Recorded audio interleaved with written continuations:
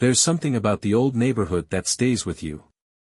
No matter how much time passes or how far life takes you, the memories of those early years, of the place where you grew up, never truly leave.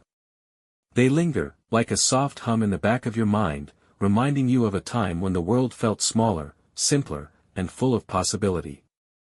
I remember the old neighborhood as though it were yesterday. Every street, every house, every corner had its own story, its own piece of history. It wasn't a perfect place, but it was home.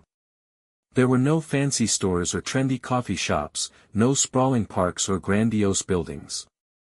It was a simple place, with row houses lining the streets and small, close-knit families that seemed to know everyone by name. I grew up on Maple Street, in a small, white house that my parents rented when we first moved there. It wasn't much, but it had a big yard, and that was all that mattered to a kid like me. The trees in the yard were tall and full of life, and in the summer, we would climb them, racing each other to the highest branches and pretending we were explorers on an uncharted island. The street was always busy, kids playing hopscotch on the sidewalks, the sounds of basketballs bouncing on the pavement, and the occasional argument over whose turn it was to ride the bike. The older kids would ride their bikes down the block, speeding past us like they were in some kind of race, and we would all cheer them on. It was a place where everyone knew everyone, and if you needed help, someone was always there to lend a hand. The best memories I have of that neighborhood come from the simple things. The scent of dinner wafting from the kitchen windows, the sound of the ice cream truck rolling down the street, the laughter of my friends as we played tag on warm summer evenings. It was a place where time seemed to stand still, and every day felt like an adventure. We didn't have much, but we had each other, and that was enough. As I got older, the neighborhood began to change. People moved in and out, and the familiar faces of childhood started to disappear. Some families left for bigger houses in the suburbs, others simply moved on, leaving behind empty homes and vacant lots. The streets began to feel quieter, less alive, as the old community slowly faded away. I remember walking through those streets in my teens, feeling a sense of loss as I passed the homes that once buzzed with the energy of my childhood. It felt like something was slipping away, and there was nothing I could do to hold on to it. The people who had been a part of my world were also changing. Some of the families had been there for generations, their stories woven into the fabric of the neighborhood. They were the ones who had watched over the street, who had greeted you with a smile, who had offered you a place to sit when you were tired. But one by one, they moved away or passed on, leaving behind memories that would fade over time. I often think about those people, the neighbors who were once strangers and became like family. Mr. Thompson, who lived next door, had a garden that he took great pride in. He would spend hours out there, tending to his flowers and vegetables, and every now and then, he would invite me over to show me his latest crop. He wasn't much for conversation, but there was a kind of wisdom in his silence. He knew the value of hard work, of patience, and of nurturing the things you care about. He taught me that not everything in life comes quickly, some things take time to grow, to develop, and to bear fruit. Then there was Mrs. Henderson, 2 houses down. She had a voice that could be heard from the other side of the block, and she always had a story to tell. She was the neighborhood historian, and she would sit on her front porch for hours, telling anyone who would listen about the history of Maple Street, about the families that had lived there before, and about the changes she had witnessed over the years. Her stories were a window into a different time, a time when the neighborhood was thriving, and everyone knew everyone else's business. I often wonder what became of those people, of that neighborhood. When I drive through the old streets now, it feels like a different world. The houses are still there, but they don't look the same. New families have moved in, and the street has a different energy. The trees I used to climb have grown taller, and the playground where we used to play seems smaller now, almost like a memory itself. The old stores are gone, replaced by new ones that don't have the same charm. But even as the neighborhood has changed, the memories remain. They're embedded in the pavement, in the sidewalks, in the very air of the place. And whenever I find myself back in that old neighborhood, I can't help but smile, remembering the joy, the laughter, and the simple beauty of growing up in a place that, at the time, felt like the center of the world. As I continue to reflect on the old neighborhood, I find that it's not just the place itself that lingers in my mind, but the people who inhabited it, their faces, their voices, their kindness. The neighborhood was more than just a collection of houses and streets, it was a community, a family of sorts. And even as the years passed, I carried those connections with me, tucked away in the corners of my heart. The neighbors who lived on Maple Street were an eclectic mix of people, but there was a shared sense of belonging that tied us all together. Everyone knew everyone else's business, and no one minded. There was a warmth in that familiarity, a sense of comfort in knowing that, no matter what happened, you were surrounded by people who cared. It wasn't just about the big moments, the births, the weddings, the celebrations, but about the quiet everyday gestures that made the neighborhood feel like home. I remember the Sunday afternoons when Mr. Thompson would invite me to sit on his porch while he worked on his garden. I didn't understand it then, but I can appreciate it now, the way he took such pride in the small things, the way he nurtured the flowers and vegetables with such patience. He would tell me about the importance of taking time to care for what you love, whether it was a plant, a person, or a dream. His advice stuck with me, even though I didn't fully understand it until much later in life. I learned that things take time to grow, that not everything has an immediate reward, and that some of the best things in life are the quiet, patient efforts we put into our relationships, our work, and ourselves. And then there was Mrs. Henderson, always on her front porch, always with a new story to tell. She was a character, loud and proud, with a laugh that could shake the leaves off the trees. But beneath her boisterous exterior was a woman who had lived through more than most could imagine. She had seen the neighborhood change through the years, and with each story she told, she passed down the wisdom of the past. Mrs. Henderson taught me the value of remembering where you come from, of honoring the stories that shape you. She often spoke of the people who had come before us, their struggles, their triumphs, and the way the neighborhood had once been a thriving, bustling place where everyone knew each other. I sometimes think about how much of that history is now lost, how the stories Mrs. Henderson shared are fading with her passing. When I think of the neighborhood now, it's not just the changes in the houses or the streets that stand out. It's the sense of disconnection that has come with those changes. The new families that have moved in don't have the same bond, the same shared history, that we did. I can't blame them, life is different now, and people move around more transient than we were. But I can't help but feel a sense of loss when I see the quiet streets, when I drive by the houses that were once filled with laughter and conversation. But the neighborhood spirit lives on, not in the buildings or the streets, but in the memories of those who lived there. When I walk down the old street, I can still hear the sound of children playing, the laughter echoing through the air, and I can almost feel the warmth of those summer evenings when the entire block seemed to come together. The people who once filled that space may be gone, but their stories, their lives, are still part of that place. And that's something that time cannot take away. I often find myself thinking about those days, about the warmth of my childhood, the simplicity of life, and the sense of community that seemed so natural then. The old neighborhood was a place where everyone took care of each other, where neighbors were more than just people who lived next door. They were family. And though that sense of community may have changed, it's something I still carry with me, even in the busy, disconnected world of today. I think the world could use a little more of that spirit now.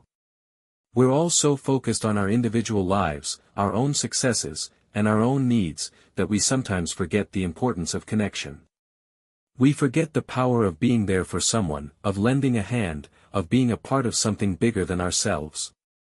In the old neighborhood, it didn't matter what your background was, or how much money you had, or what your job was. What mattered was the connection between people, the shared experiences, and the understanding that we were all in this together. As I grow older, I find myself seeking that same sense of community. I seek out those quiet moments with friends and family, those times when we can simply be present with one another. I've learned that it's not the grand gestures that matter, it's the small acts of kindness, the quiet conversations, the shared moments of joy and laughter. These are the things that make life truly rich. And as I look back on the old neighborhood, I realize that it wasn't the place itself that was so special, it was the people who made it feel like home. The more I think about the old neighborhood, the more I realize how much it shaped who I became. There were lessons learned, sometimes without even realizing it at the time. The people I grew up with, their values, their actions, and their ways of life, taught me more than any classroom or book ever could. They taught me what it meant to be part of a community, what it meant to help one another, and what it meant to be truly connected. I think about my friend Charlie, who lived 2 houses down from me. He was a year older than me, and we spent a lot of time together. Whether it was riding our bikes to the park, building tree forts in the woods, or just hanging out on a lazy afternoon, we were inseparable. But it wasn't just the fun we had that made our friendship special. Charlie was the kind of person who always knew how to make people feel important, how to make them feel seen.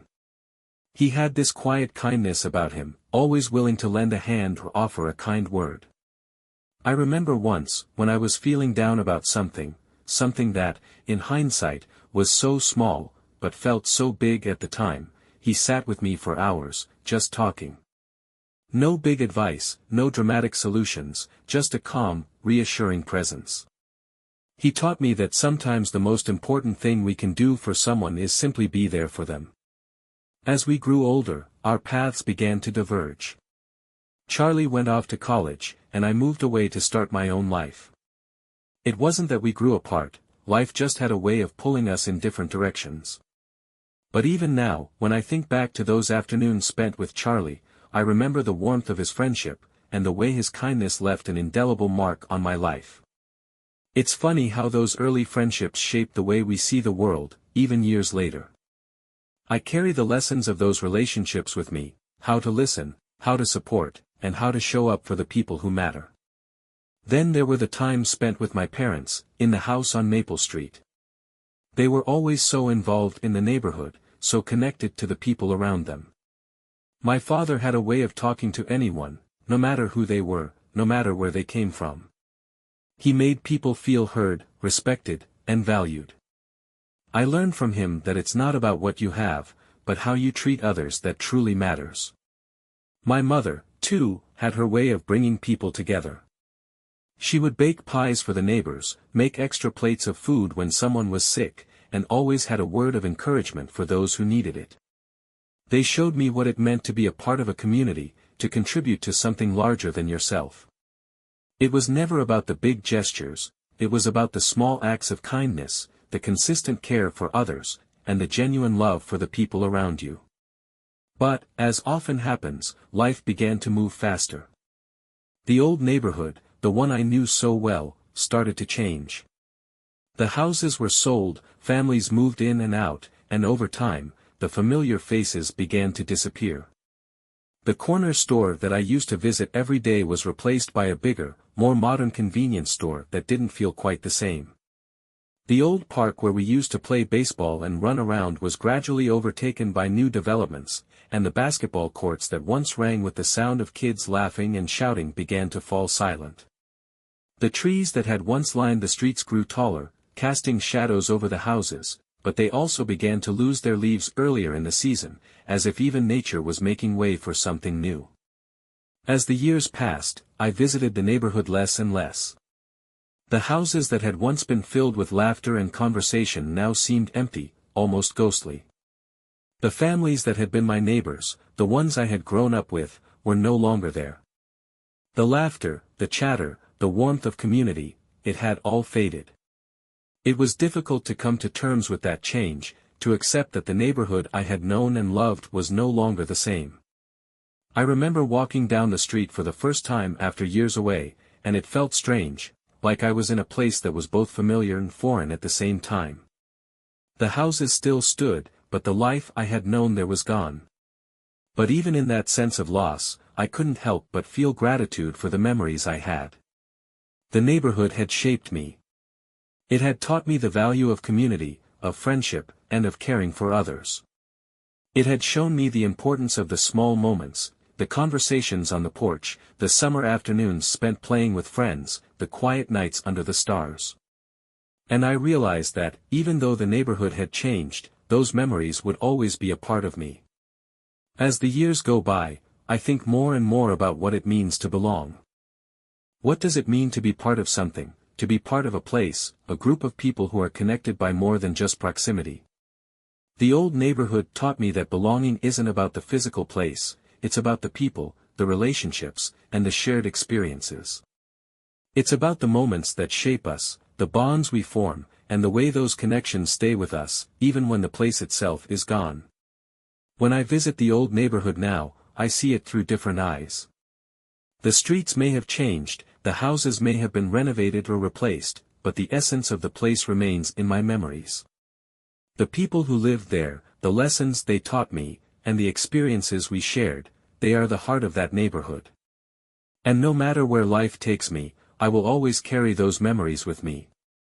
As the years continue to pass, I often find myself longing for the simplicity and sense of community that the old neighborhood gave me. There's a kind of nostalgia that comes with remembering a time when life felt less complicated, when the small moments seemed to matter more than anything else. The change in the neighborhood, the way it transformed from a place filled with laughter, warmth, and connection to something quieter, more impersonal, has made me realize how much we take for granted in our everyday lives. I think about the people who lived there, those who became like family, even though we weren't related by blood. I think about the times when we all gathered together for block parties or neighborhood barbecues. The smell of grilling burgers and hot dogs would fill the air, while kids ran around, chasing each other and playing games. There was a kind of unity in those moments, a shared sense of joy and connection that felt rare and special. People came together from all walks of life, some families had been there for generations, others had just moved in, but for those few hours, it didn't matter. We were all part of something bigger, something that transcended the differences between us. One particular memory stands out from those neighborhood gatherings, a summer evening when we had a block party to celebrate the 4th of July. The whole street was lined with string lights, and a big grill was set up in the center of the block, surrounded by folding tables covered with paper plates and cups. The air was warm, the sky was painted with shades of pink and orange as the sun set, and there was a sense of excitement in the air. We had fireworks, sparklers, and music playing on a portable speaker.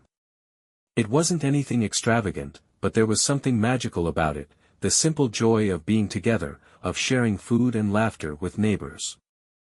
I remember standing with a group of friends by the fence, watching the fireworks explode in the night sky. The bright colors lit up our faces, and we cheered and clapped each time a new firework went off. In that moment, it didn't matter that the world outside was complicated, that life was moving fast. What mattered was that we were all there together, sharing something simple, something beautiful. It was a reminder that joy doesn't have to come from big things, it comes from the moments we create with the people we care about. But as time moved on, the neighborhood began to change. People got older, and their kids grew up and moved away. Some families, like mine, found that it was time to leave, to make a new home in a different place.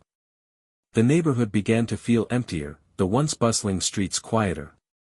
I remember the first time I visited after we had moved out, and it felt as if the place had lost some of its magic. The familiar faces of my childhood friends were gone, and new families had moved in, bringing with them their own routines and lives. The park where we used to play seemed smaller now, the swing set worn down by years of use. I realized that it wasn't just the neighborhood that had changed, it was me, too. As we grow older, our priorities shift, and we begin to see the world differently. What once seemed so important, like staying in the same neighborhood, maintaining the same friendships, and living close to family, begins to take on a different meaning. We start to recognize that life is fleeting, that time moves faster than we ever anticipated, and that the things we took for granted as children, like the comfort of familiar faces and the sense of belonging, are things that are harder to come by as we grow older. But even as the neighborhood changed, I've come to realize that the memories remain. The connections I made, the lessons I learned, and the people I met along the way, they've all shaped me into the person I am today. The essence of the old neighborhood, the warmth, the community, the feeling of being part of something greater than yourself, will always be with me. The houses may have changed, the faces may have moved on, but the spirit of that place still exists in my heart. I often wonder what happened to the people who were once part of my life in that neighborhood. I think about Mr. Thompson, who is probably no longer tending to his garden, or Mrs. Henderson, who no longer sits on her front porch telling stories. I think about the friends I had, the ones I lost touch with over the years, and I wonder where they are now. I can't help but feel a sense of loss, not just for the neighborhood itself, but for the way time has a way of slipping by so quickly. We don't always realize how precious the people and places in our lives are until they're no longer there. But even in that sense of loss, I've learned something important: life doesn't stop changing, and neither should we. We can't hold on to the past forever, no matter how much we may want to. The key is to carry those memories with us, to let them shape who we are, and to use them as a guide as we move forward. It's the memories of those people, those moments, that continue to inspire me to create a life full of connection, of warmth, and of community. I may not live in that old neighborhood anymore, but the lessons I learned there will stay with me for the rest of my life. The people, the moments, and the lessons they taught me about kindness, community, and love are things I carry with me every day. And no matter where life takes me, I know that the spirit of that old neighborhood will always be a part of who I am. As I reflect more on the old neighborhood, I begin to understand just how much it shaped my views on home, belonging, and community. You often hear people talk about the home they come from, and for many, it's a physical place, a house or a neighborhood. But for me, the idea of home is something much more complex. It's the people who made me feel safe, who taught me how to navigate the world, and who showed me what it means to truly belong. And in many ways, those lessons started in the old neighborhood. Growing up there wasn't about wealth or status. It was about shared experiences, common struggles, and working together to make life better. I can remember the way the neighbors looked out for each other. It wasn't a big deal, just part of the rhythm of daily life, but it left a lasting impression on me. If someone was sick, there was always a casserole on their doorstep. If a family was going through tough times, you'd see everyone pitching in, whether it was with food, childcare, or just offering a listening ear. Those small acts of kindness created a sense of community that I haven't found in many places since. One of the most powerful examples of that sense of community came from a neighbor named Carl. He lived 2 doors down from us, a quiet man who kept to himself for the most part, but everyone knew that if you needed help, Carl was the person you could count on. One winter, we had a huge snowstorm. The streets were blanketed in deep snow, and it seemed like the whole neighborhood had been paralyzed by the weather.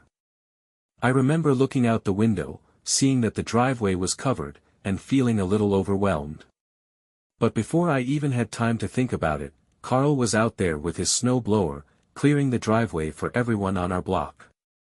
He didn't announce it, didn't ask for anything in return, he just quietly did it because that's who he was.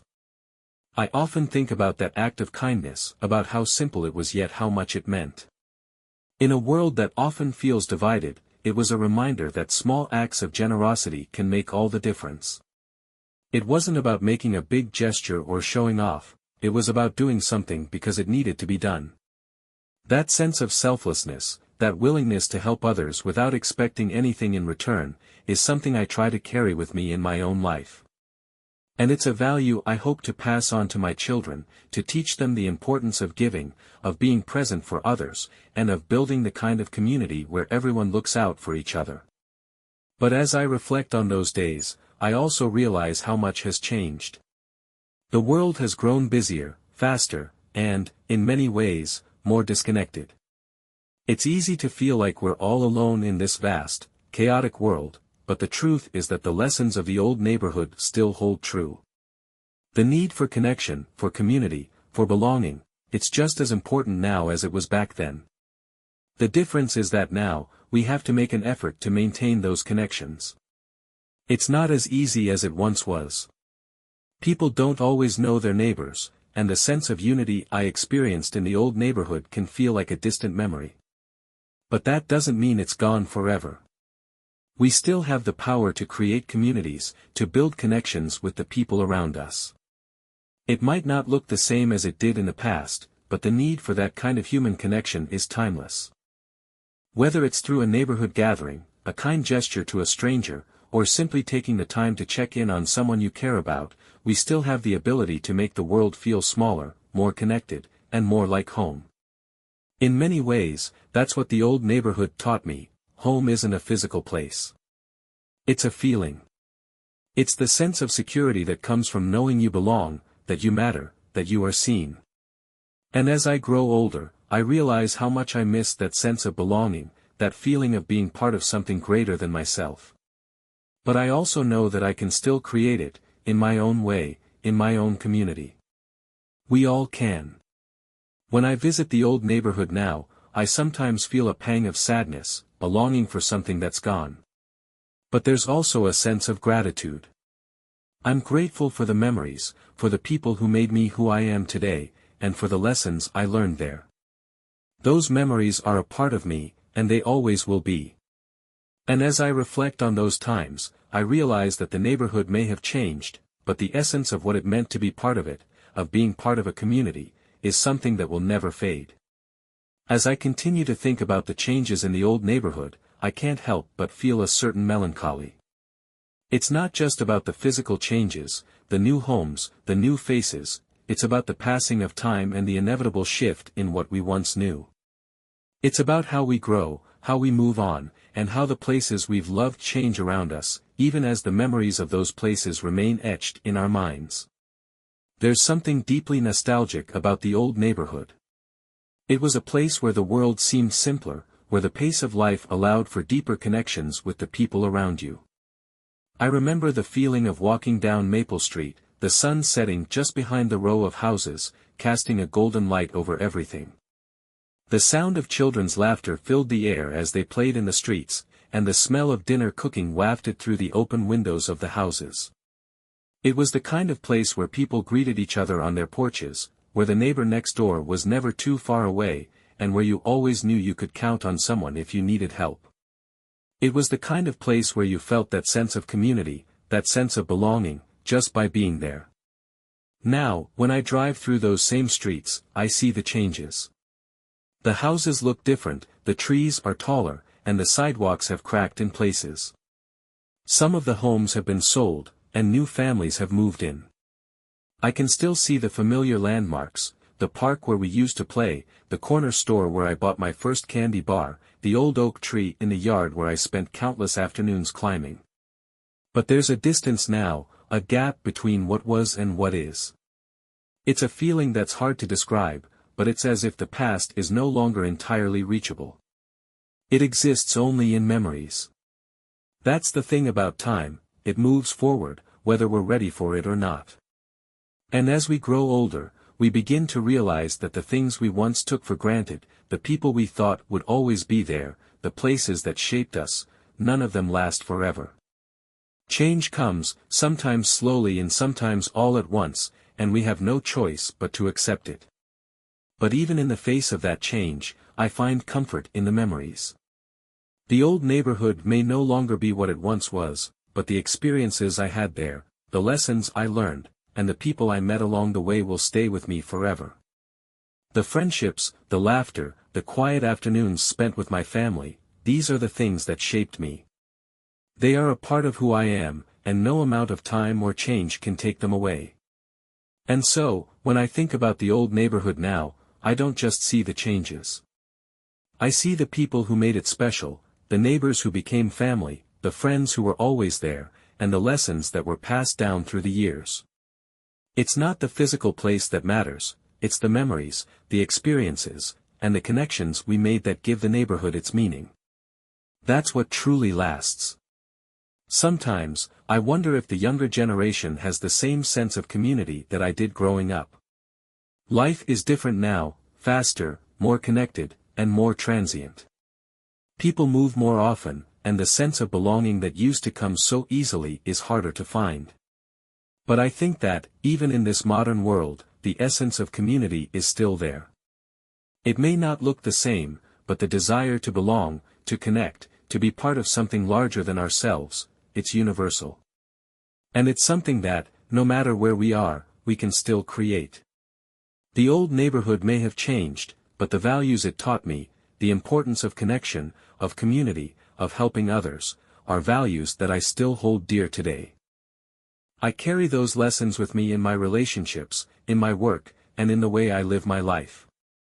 The memories of the old neighborhood, the people who made it special, and the lessons they imparted will always be a part of who I am. And for that, I am grateful. As I continue reflecting on the old neighborhood, I realize that the changes I've seen aren't just in the houses, streets, or the faces that have come and gone. They are also within me. Life has a way of moving forward, regardless of whether or not we're ready. And as I've gotten older, I've come to appreciate not just the memories, but also the ways in which those memories have shaped my outlook on life, on community, and on the way I engage with the world. I think about the lessons I learned growing up in that neighborhood, the value of hard work, the importance of kindness, and the strength of community. These weren't lessons that were explicitly taught, they were lessons absorbed through experience. I saw them in the way Mr. Thompson tended to his garden every summer, with patience and care, cultivating something beautiful from the earth. I learned it in the way my parents would lend a helping hand to a neighbor in need, never expecting anything in return. These actions, simple as they may seem, taught me what it means to truly be part of a community, to care for others and to take pride in the place you call home. It wasn't just about helping people when they were in need, though that was certainly important. It was about being present for the everyday moments, the conversations on the front porch, the waves as people passed by, the sense of security that came with knowing you were part of something bigger. Those are the things I miss most about the old neighborhood. Life today feels a lot faster, more disconnected. People are always busy, always on the go, and it seems harder to carve out time to connect with those around us. But the simplicity of life back then, the way people were so naturally connected to each other, left an indelible mark on me. The old neighborhood also taught me the value of resilience. Growing up, we didn't have much in terms of material wealth, but we had something far more valuable, the ability to take care of each other, to get through tough times together. There were times when things weren't easy.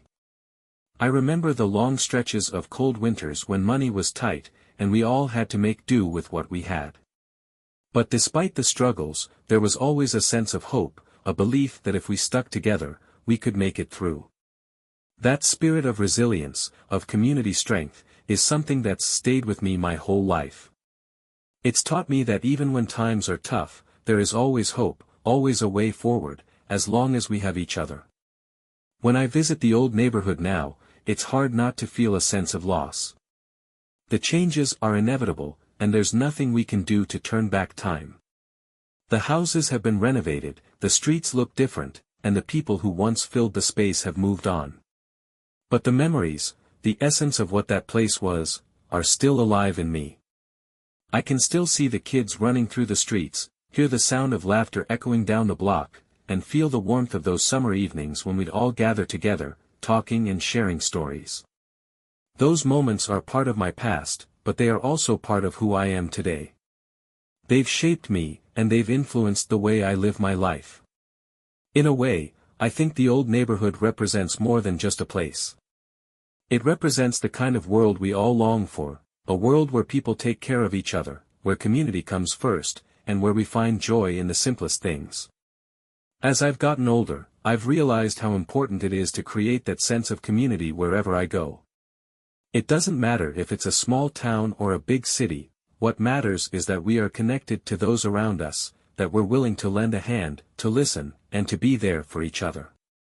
I've learned, too, that it's not just about the people we know now, but about the generations that came before us, and the ones that will come after us. The old neighborhood was a place where families had deep roots, where history was passed down from one generation to the next. And I realized that the legacy of the old neighborhood lives on in me, in my children, and in the way I continue to value community, kindness, and connection. The lessons I learned there will continue to shape the way I live and the way I interact with others, no matter where life takes me. Even though the old neighborhood is no longer the same, I carry its lessons with me. It's not just about remembering the past, it's about using those memories to guide us in the present. In a world that sometimes feels fractured and disconnected, the lessons of the old neighborhood serve as a reminder of what truly matters: the relationships we build, the communities we create, and the kindness we show to others. And though the streets may have changed, the essence of that neighborhood will always remain in my heart. As I approach the end of my reflection on the old neighborhood, I realize that the memories and lessons I've carried from that place continue to influence my life in profound ways. The lessons of kindness, resilience, and community are not just echoes of the past, they are living, breathing ideals that I continue to hold dear. They remind me that, no matter how much the world changes, some things remain constant. The importance of connection, of caring for others, and of being a good neighbor, these values are timeless, and they are the foundation upon which the old neighborhood was built. The simple beauty of growing up in that community, where neighbors looked out for each other, where every face was familiar, and where a sense of shared purpose existed, shaped the way I see the world today. When I think back to those long summer evenings, when we sat on the front steps and watched the sun set over the horizon, I realize that it was more than just a moment of peace, it was a time of connection. It was a time when life seemed slower, and people took the time to really be with each other. We weren't constantly distracted by technology or rushing from one place to the next. We were present, in the moment, with the people who mattered most. In many ways, I feel fortunate to have experienced that kind of community. Not everyone has the chance to grow up in a place where people genuinely care about one another, where there's a shared sense of responsibility for one another's well-being. Today, as the world becomes more fast-paced and often disconnected, I find myself longing for that sense of community, that feeling of being truly connected to the people around me. But the truth is, while the old neighborhood may have changed, the values that defined it can still be carried forward. It's up to us to continue building those connections, to create a sense of belonging, no matter where we are. It may be harder to find those close-knit communities in today's world, but it's not impossible. It just takes effort, intention, and the willingness to care for others. It takes reaching out, being present, and showing kindness when it's needed most. Looking back, I see how much those early years shaped who I am today.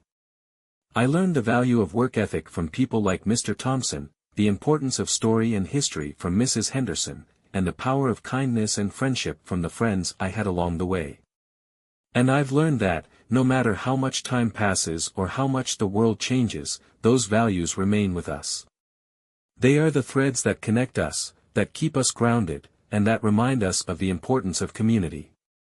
I'm grateful for the old neighborhood, for the lessons it taught me, and for the people who made it so special.